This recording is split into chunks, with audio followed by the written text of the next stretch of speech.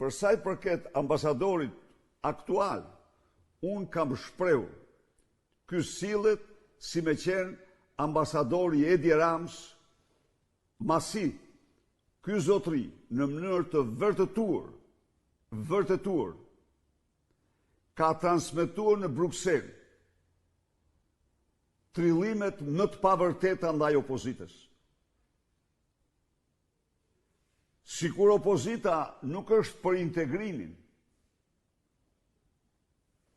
për të mos treguar shumë gjëra tjera, dhe se kur diskutohet në Coelho pse nuk i hiqet imuniteti Lubi Ballukut, shkëlqësia e tij Gonzato thot se ky është interpretimi shqiptar i imunitetit.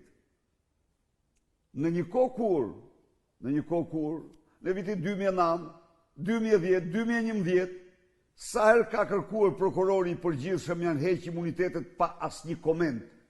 Zëvendës kryeministër, ministra me radhë. Por, ne jemi ata që i themi gjërat haptas.